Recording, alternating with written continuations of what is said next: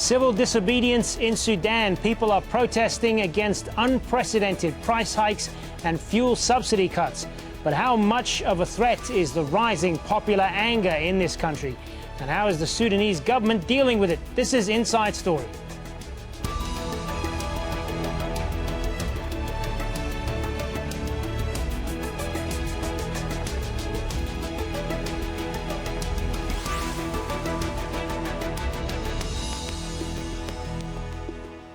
Hello, welcome to the program. I'm Hazem Seeker. Everything is bad. That is how one human rights activist in Sudan describes life there.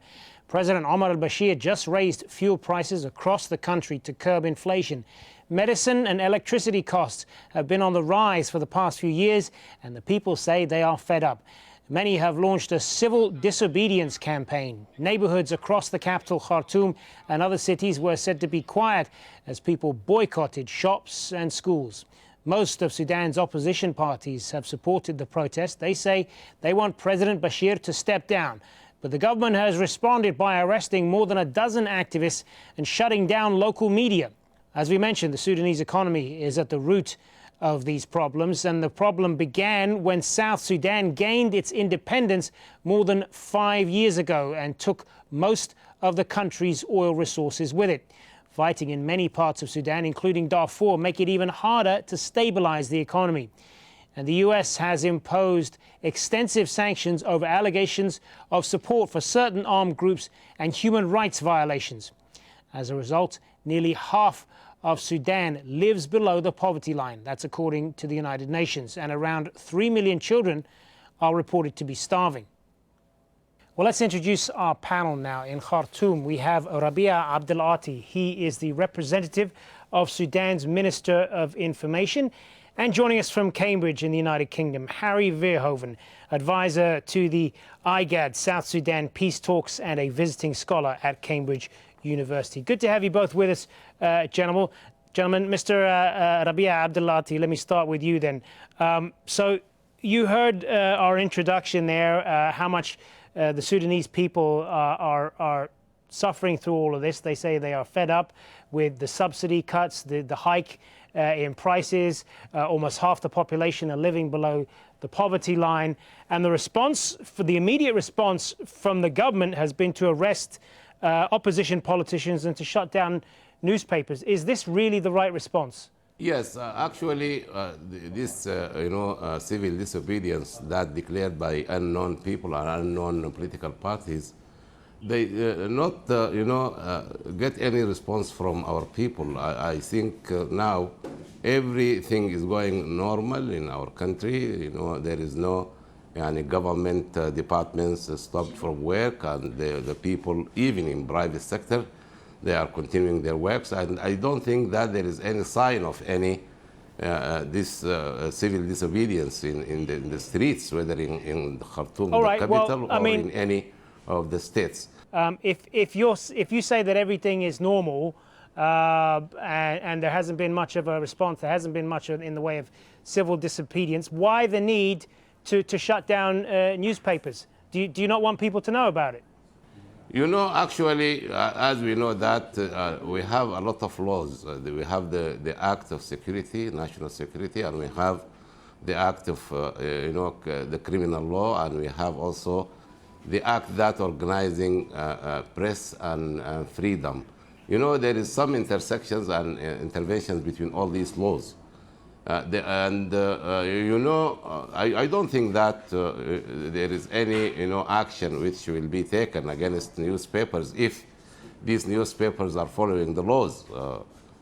Sometimes, all right. So if they're following the laws, then why were they shut down? Why were newspapers confiscated? Why were the printing presses shut down?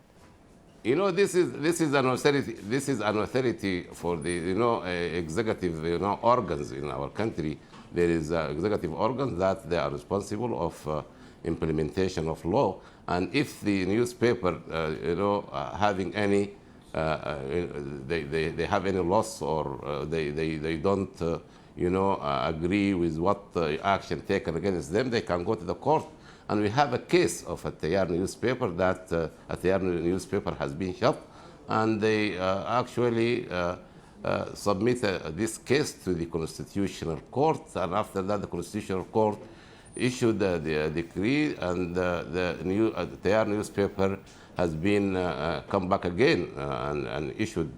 And I think that this is actually the procedure which is now followed in our country. There is no penalty, there is no crime unless there is law organizing. Harry Verhoeven, how do you see all of this developing, and why now? Why are we seeing these particular kinds of protests in Sudan at this particular time? Well, I think Dr. Rabia is right in pointing out that the civil disobedience call by the opposition and by the activists has not been very successful, in the sense that most people do seem to be going to work and to be carrying on with their business.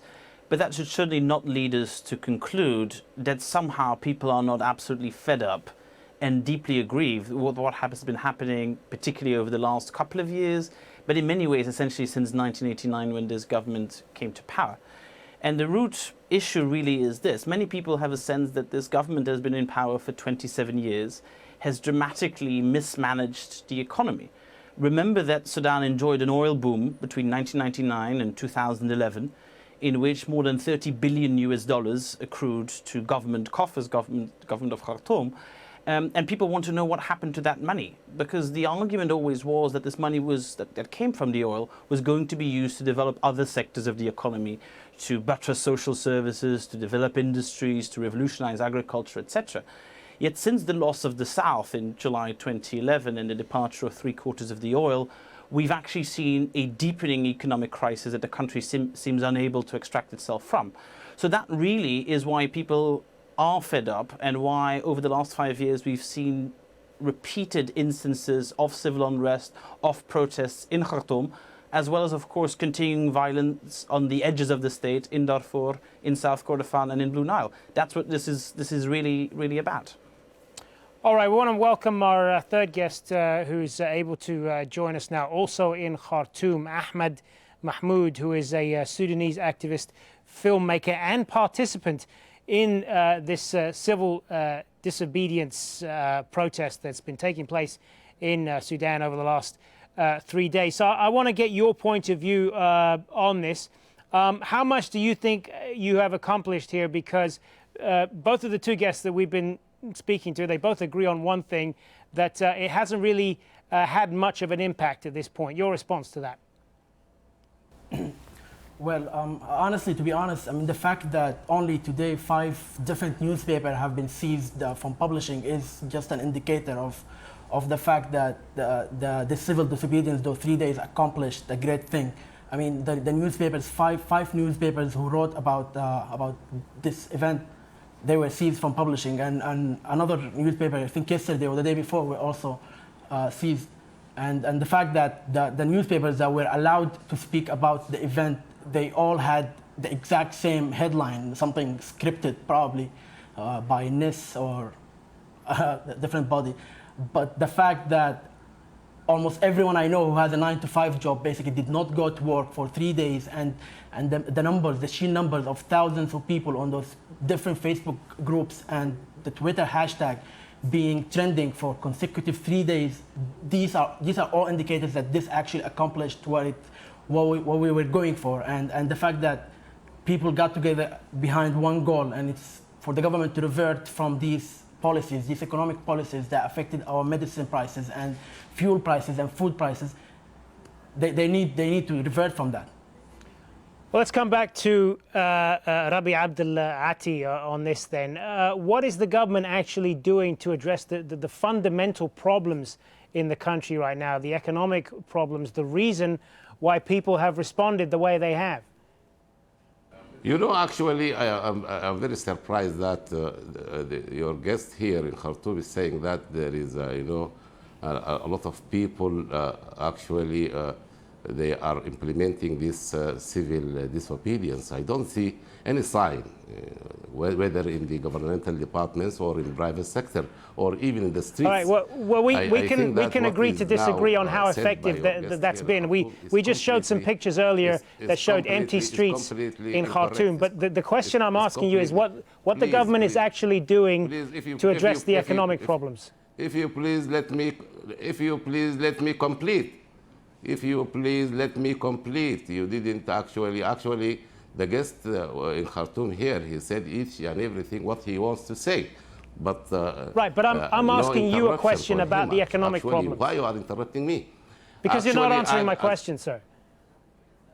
The economic problem, yes, I am also speaking about the economic problem after the secession of the South. As you know that Sudan government lost more than 75% of the revenue of petrol, and also there is sanctions against Sudan since the year 1989 up to now. Sanctions against Sudan government and against Sudan people. In spite of this, actually, that war erupted in the south also deprived Sudan government from that fees that actually gained from the petrol of the south through the pipeline. And a lot of problems, economical problems in our country that led the government and the financial sector to take these arrangements, and these arrangements actually has been taken, and we think that this austerity also plan, which declared by our government, they will reduce 10% of the expenses of the government, and also there is a subsidy which will be given to more than 700,000 people, which will be a subsidy in cash to the poor people, and so many other arrangements has been taken, and even the prices of electricity not affecting the poor, that those who are consuming less than 400 kilowatts. Still the subsidy of electricity cost is implemented for poor people in our country.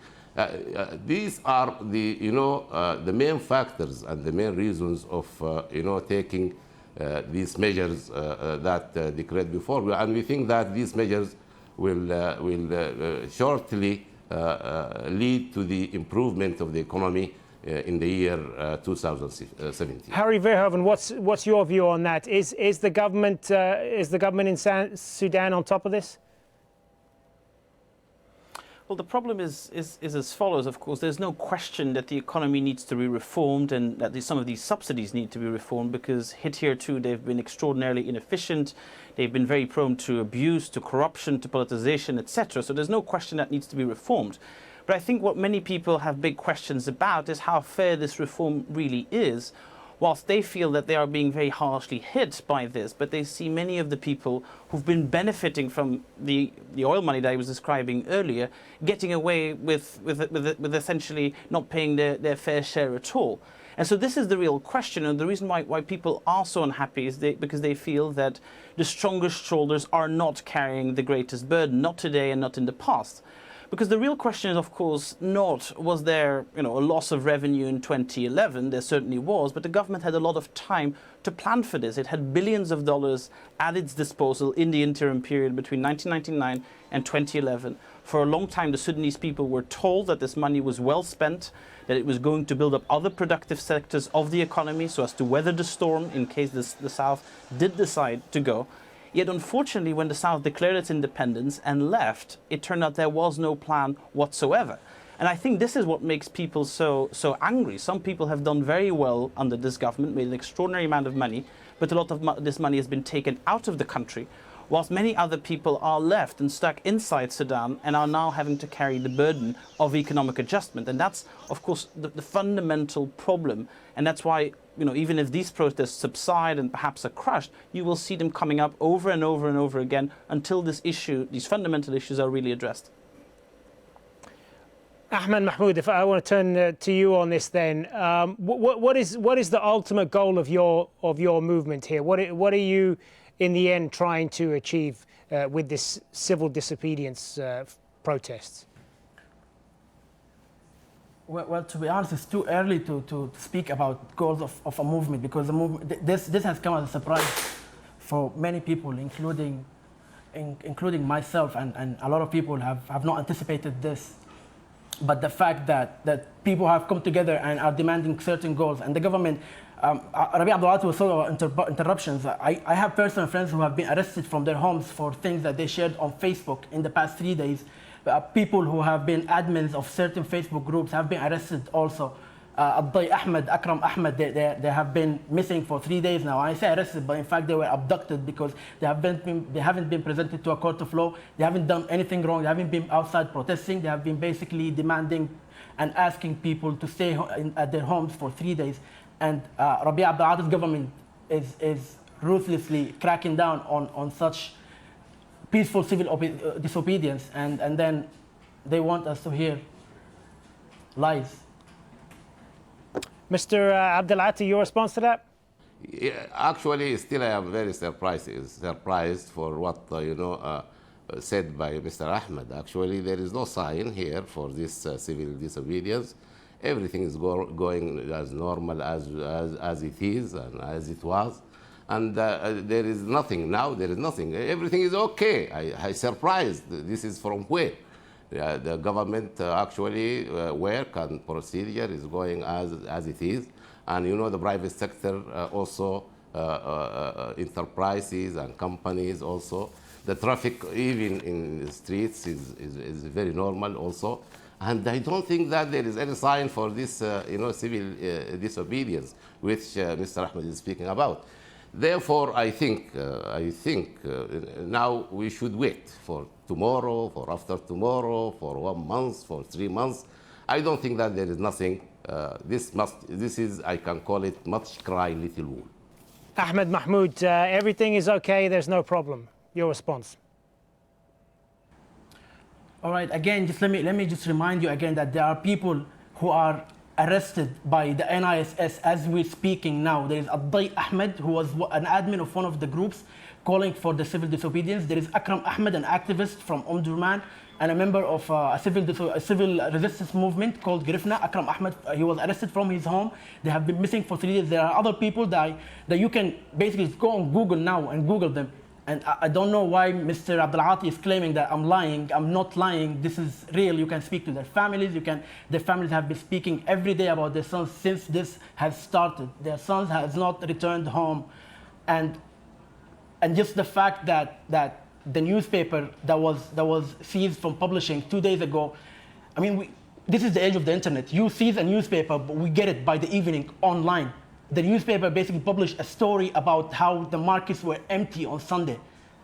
All right. Yes, the markets are full today because today is Tuesday, but the civil disobedience took place on Sunday, Monday, and Monday, and Tuesday, and it has been successful. I want to ask you though about empty markets, empty streets has been seized. I want to ask you, Ahmed Mahmoud, about the economic situation in Sudan right now.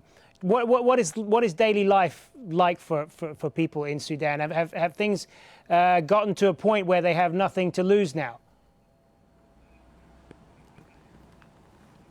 Well, it has been going since 2013, since these structural adjustments have been presented heavily like this, and every year the dollar rate just keeps rising up and up, and the living expenses keep rising up and up with it. And they have been speaking a lot about making compensations for government employees and whatnot, but is it really enough? They're talking about really margin numbers here, and the fact that the bread keep rising, the milk keep rising, the essential food are rising day by day, and people are being fed up, and the fact that thousands of people have decided that they are going to take this action, civil disobedience, stay home and not go to their jobs and risk their jobs. This tells you that this is a point of no return, basically. Harry Verhoeven, I know Ahmed talked about this a little bit earlier, but how much of a role has social media played in all of this?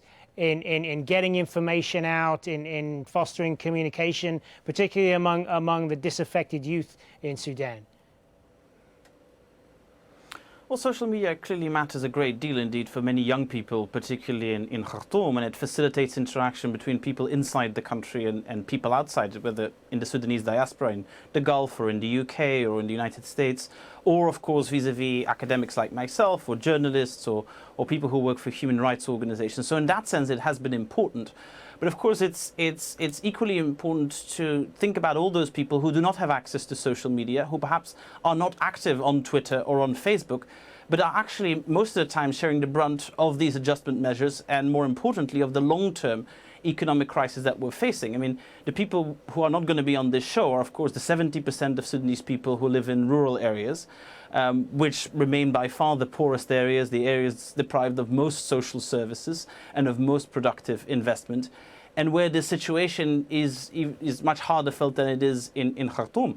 Of course, one feels very strongly for those in Khartoum who are affected, for example, by hikes in the prices of meat and milk, etc.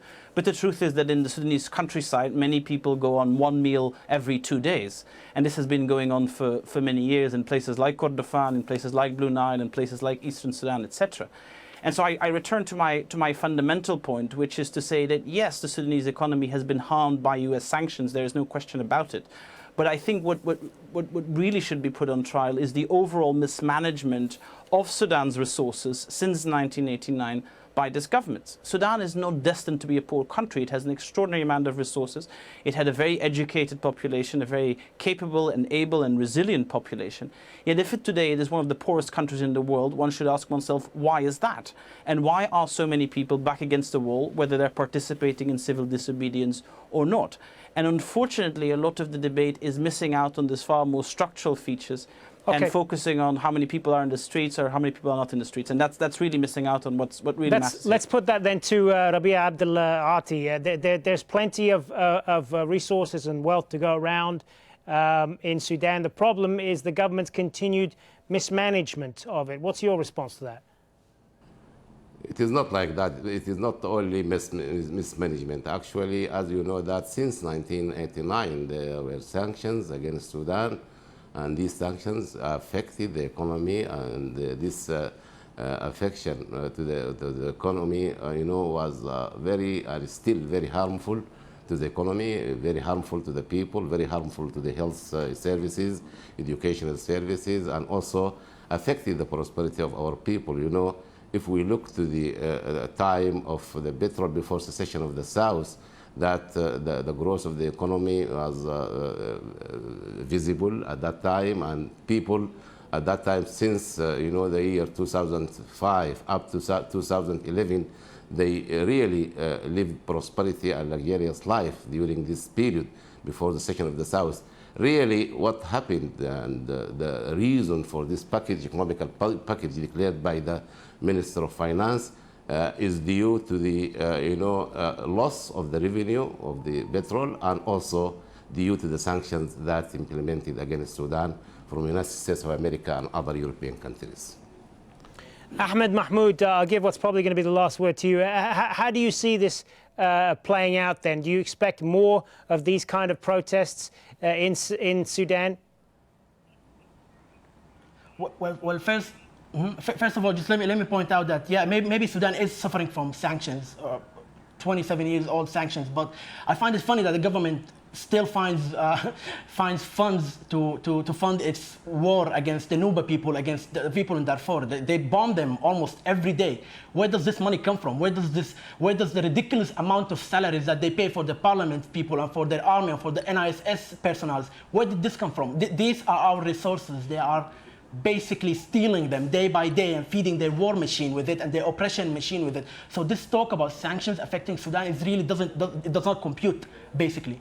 And where is this going from? Well, more organizing is going to be taking place. This is just one example of how Sudanese people came together and organized a massive scale civil disobedience. And the coming days are going to prove, the coming months are going to prove that the next is going to be a lot more organized and a lot stronger. We are going to have to leave it there. We could spend a lot more time talking about this, but unfortunately we are out of time. We've got to get to the latest news. Thanks very much for being with us, all three of you, Rabi Abdelati, Harry Verhoeven and Ahmed Mahmoud. Thanks very much for being on Inside Story.